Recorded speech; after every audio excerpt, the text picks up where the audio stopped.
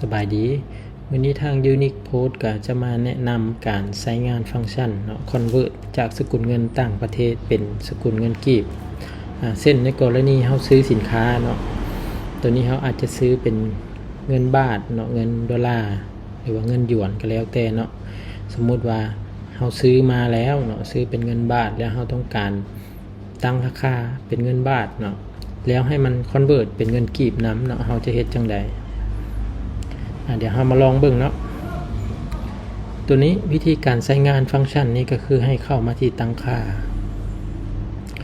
หลังจากนั้นกดที่การใช้งานในส่วนนี้เนาะตีราคาแล้วคูณเป็นกีบนี่ให้เราเปิดใช้งานหลังจากนั้นคือเรากดบันทึกเนาะตัวนี้มาที่เมนูสินค้าตัวนี้เราจะมาทำการทดลองเบิ่งเนาะการทดลองนี้เราสิเลือกจากสินค้าที่เรามีอยู่แล้วก็ได้เนาะหรือว่าเราต้องการเพิ่มใหม่ก็ได้ตัวนี้เดี๋ยวจะลองจากสินค้าที่เรามีอยู่แล้วเนาะเรามีสินค้าอยู่แล้วเรากดแก้ไขเบิ่งหลังจากนั้นเรากดแก้ไขวันนี้เนาะในส่วนนี้จะเห็นเนาะว่าราคาเราตั้งไว้อยู่ซ้ำนี้สมมุติว่าเราต้องการขายเป็นเงินบาทเนาะสมมุติเราขายเป็นเงินบาท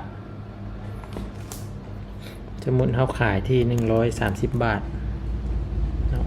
สังเกตว่าราคาบอนนี้มันจะเปลี่ยนเนาะบอนกีบนี้จะเปลี่ยนให้สมมุติเราขายที่140แบบนี้เนาะราคากีบก็จะเปลี่ยน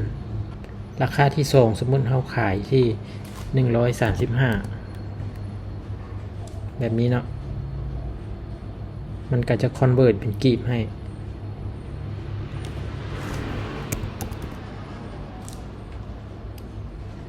แบบนี้เนาะ